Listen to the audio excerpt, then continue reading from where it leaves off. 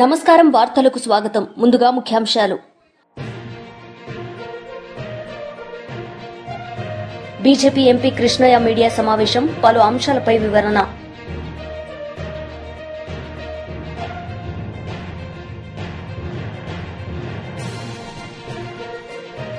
మాజీ మంత్రి గుడివాడ అమర్నాథ్ మీడియా సమావేశం, పలు అంశాలపై వివరణ.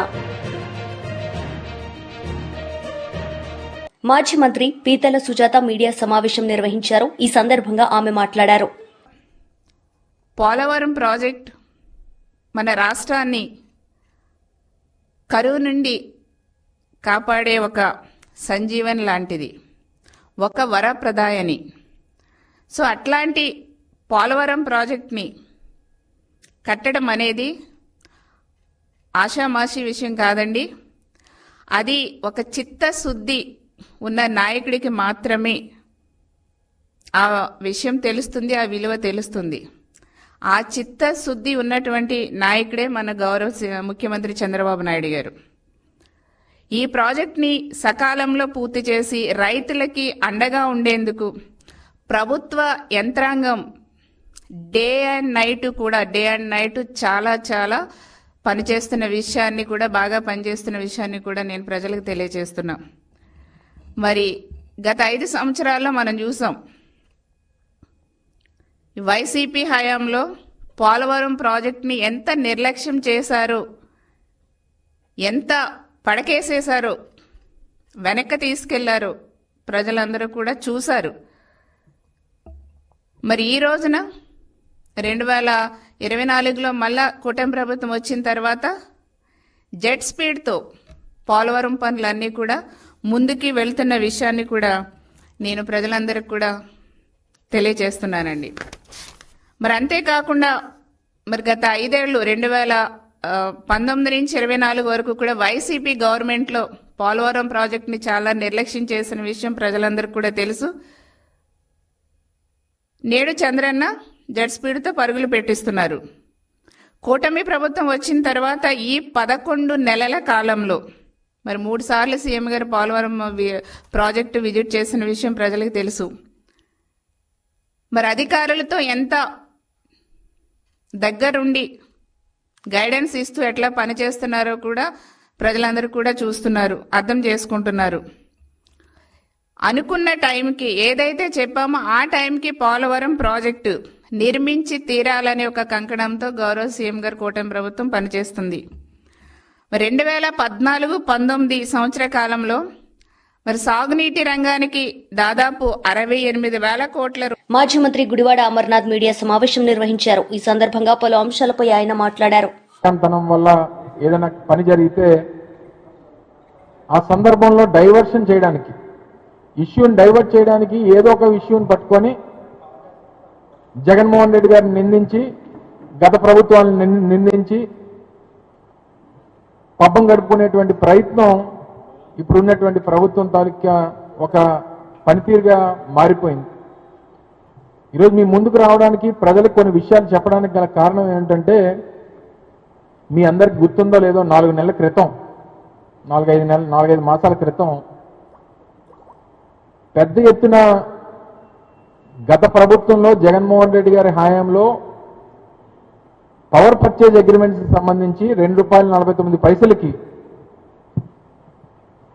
కేంద్ర ప్రభుత్వ సంస్థ అయినటువంటి సెక్కీతో, solar energy corporation of India అంటే సెక్కీ సెంట్రల్ గవర్నమెంట్ అండర్టేకింగ్ సంబంధించినటువంటి సంస్థ, ఆ సంస్థకు సంబంధించి ఆ సంస్థతో ₹2.49 యూనిట్కి పవర్ పర్చేజ్ అగ్రిమెంట్ అనేటువంటిది గత ప్రభుత్వంలో జగన్మోహన్ రెడ్డి గారి నాయకత్వంలో చేస్తే,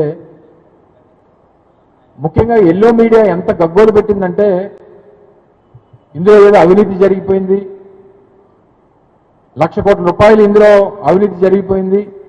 చంద్రబాబు నాయుడు గారు కూడా గతంలో ఎన్నికల ప్రచారంలో, ఎన్నికల ప్రచారం కాదు, ముఖ్యమంత్రి అయిన తర్వాత కూడా ప్రజల ముందుకు వచ్చి సెక్కీతో జగన్మోహన్ రెడ్డి గారు చేసుకున్నటువంటి ఒప్పందం వల్ల రాష్ట్రానికి ఎంత నష్టం కలుగుతా ఉంది అని చెప్పి పెద్ద ఎత్తున ఒక దుష్ప్రచారాన్ని 10-15 రోజుల పాటు చేసినటువంటి విషయం మీ అందరికీ తెలుసు. నాకు తెలిసి బహుశా దేశ చరిత్రలో ఈ 2021-22 సంవత్సరంలో చేసుకున్నటువంటి ఒప్పందం దేశంలో అనేక రాష్ట్రాలు సెక్కీతో ఒప్పందం చేసుకుంటే అత్యంత తక్కువ రేటుకి చేసుకున్నటువంటి రాష్ట్రం ఆంధ్రప్రదేశ్. జగన్మోహన్ రెడ్డి గారి నాయకత్వంలో ఆంధ్రప్రదేశ్ రాష్ట్రం ₹2.49 సోలార్ పవర్ కొనుగోలు చేసినటువంటిది దేశంలోనే అత్యంత తక్కువ రేటుకి చేసుకుంది. ఈరోజు కొత్తగా మీ ద్వారా ప్రజలకు చెప్పదలుచుకుంది ఏంటంటే ఈ సంవత్సర కాలంలో అనేక అవినీతి కార్యక్రమాలకు పాల్పడినటువంటి ప్రభుత్వం కొత్తగా మళ్ళీ 11,000 కోట్ల రూపాయలు ఒక పెద్ద స్కామ్కి వీరు తెరతీశారనేటువంటి విషయాన్ని మీ ద్వారా ప్రజలకు తెలియజేస్తా ఉన్నా. ఆ రోజు జగన్మోహన్ రెడ్డి గారి నేతృత్వంలో ₹2.49 సెక్కీతో ఒప్పందం చేసుకుంటేనే గగ్గోలు పెట్టినటువంటి ఈ ప్రభుత్వం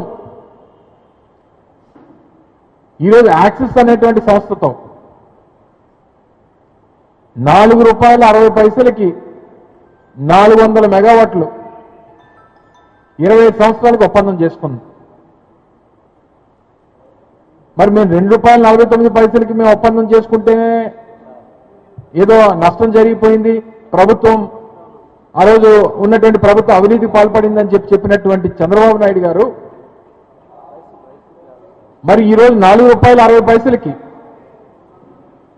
మీరు ఏ రకంగా ఆ సంస్థతో ఒప్పందం చేసుకున్నారు? తద్వారా రాష్ట్ర ఖజానాకి దాదాపు సంవత్సరానికి 210 కోట్ల రూపాయలు అదనపు భారాన్ని ఈరోజు మీరు మోపారు. అంటే రాష్ట్ర ఖజానా కంటే ఇందులో మీరు ఎంత కొట్టేశారు, మీ తాలూకు వాటా ఎంత? ₹2.49 4.60 ₹2.11 తేడా ఉంది కదా. BRS leader Dasoju Shravan Kumar media సమావేశం నిర్వహించారు. ఈ సందర్భంగా ఆయన మాట్లాడారు. ద్విగుణీకరించినటువంటి ఒక ఉత్సాహంతో ఇవాళ ప్రజల కోసం పనిచేస్తున్నటువంటి ఒక సందర్భంలో బీఆర్ఎస్ పార్టీ అస్తిత్వాన్ని, బీఆర్ఎస్ పార్టీకి అస్థిరత్వాన్ని కలగజేసేందుకు ఇవాళ రేవంత్ రెడ్డి అండ్ కంపెనీ ఇవాళ పెద్ద ఎత్తున కాంగ్రెస్ పార్టీ పెద్దలందరూ కూడా ఇవాళ పెద్ద ఎత్తున కుట్రలు బనుతున్నట్టు ఒక వైఖరిని మేము తీవ్రంగా ఖండిస్తా ఉన్నాం. వెనకటికో సామెత ఉన్నది, పనిలేని పెద్ద మనిషి పిలి తలకాయలు కొరిగిండు అన్నట్టుగా.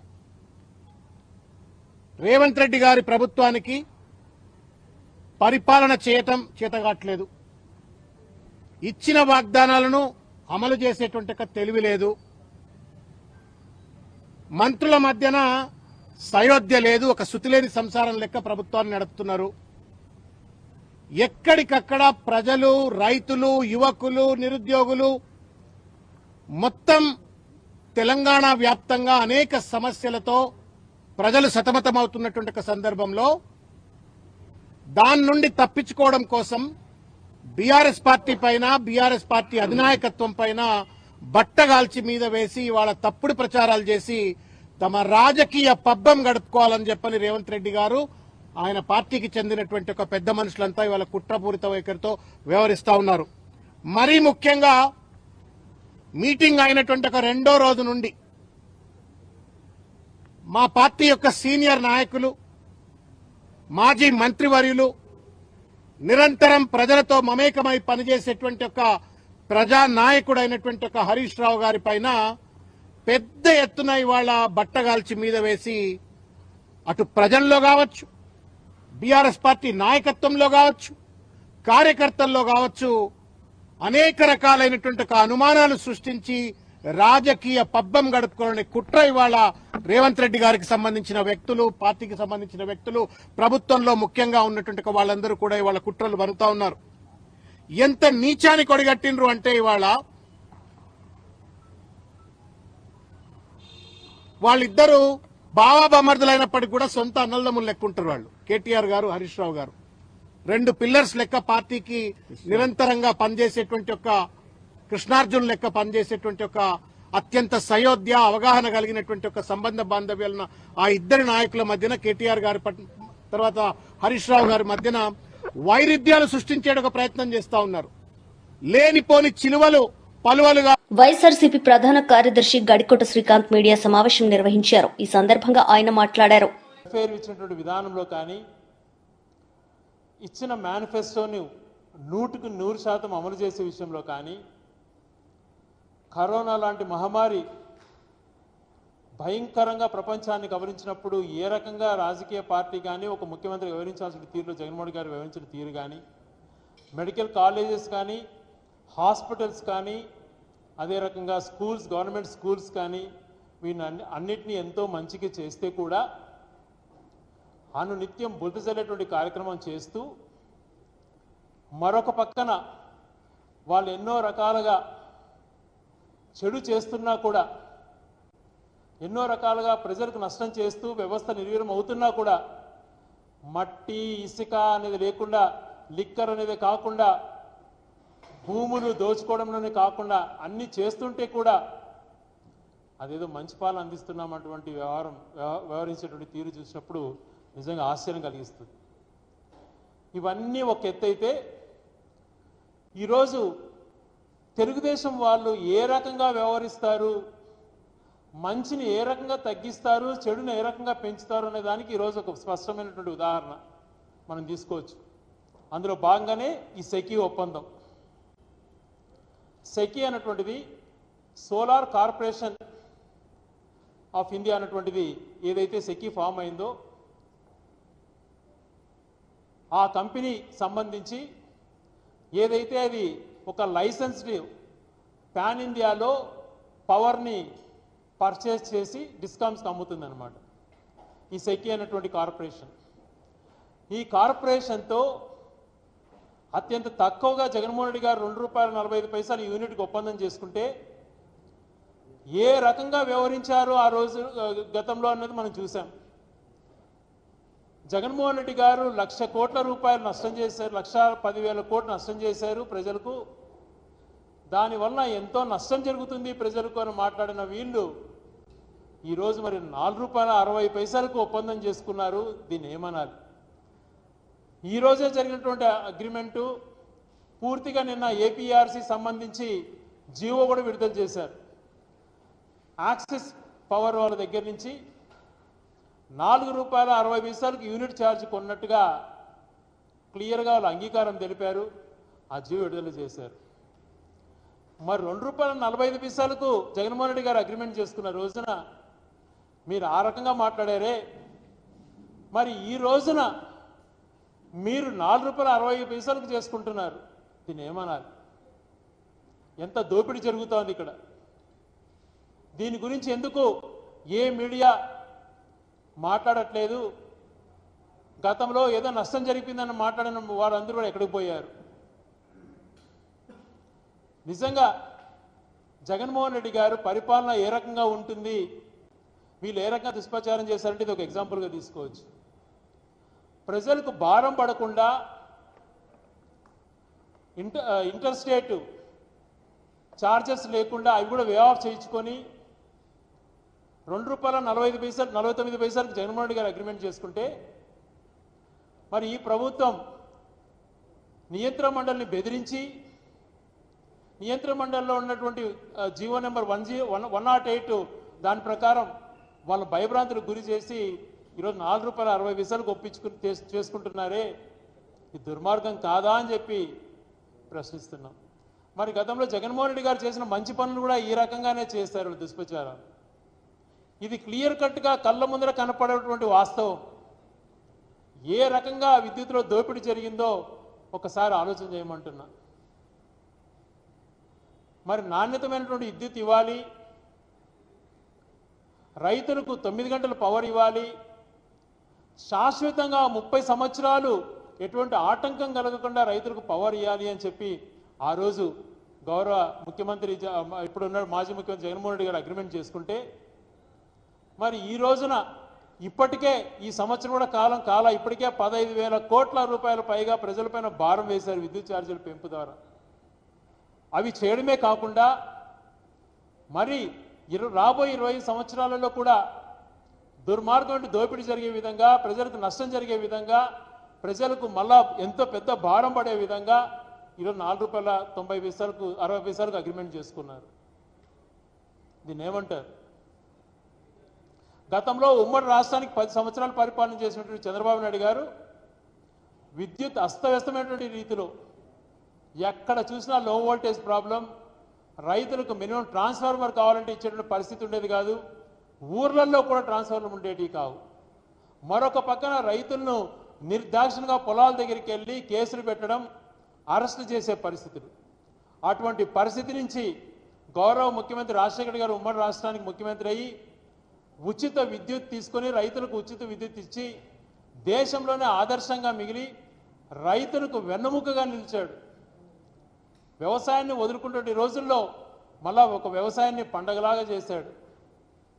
అటువంటి వ్యక్తి రాజశేఖర రెడ్డి గారు అంత మంచి విద్యుత్ సంస్కరణను తీసుకొచ్చి రైతులకు అన్ని రకాల ట్రాన్స్ఫర్లు మంజూరు చేసి లో వోల్టేజ్ సమస్య రాకుండా ఎన్నో రకాలుగా ఆయన మేలు చేస్తే చంద్రబాబు నాయుడు గారు అంతకుముందు బీజేపీ ఎంపీ కృష్ణయ్య మీడియా సమావేశం నిర్వహించారు. ఈ సందర్భంగా ఆయన మాట్లాడారు.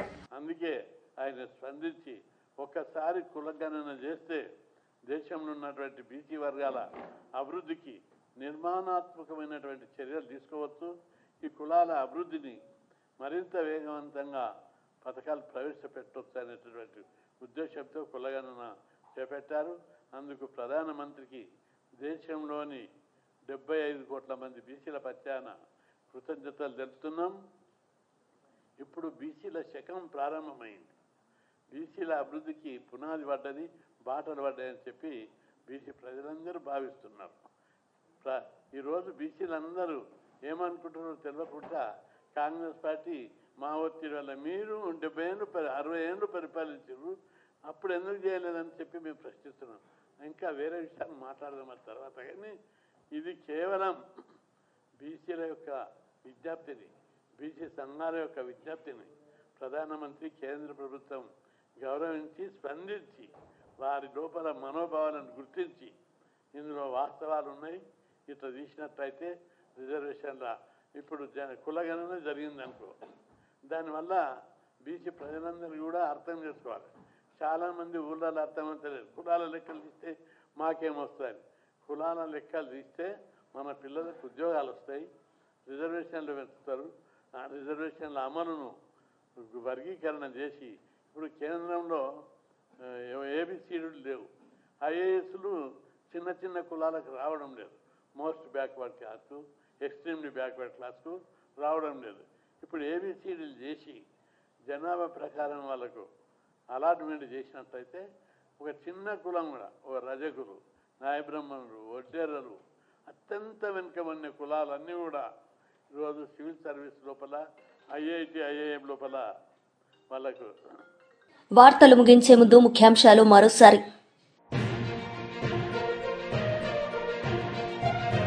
బీజేపీ ఎంపీ కృష్ణయ్య మీడియా సమావేశం, పలు అంశాలపై వివరణ.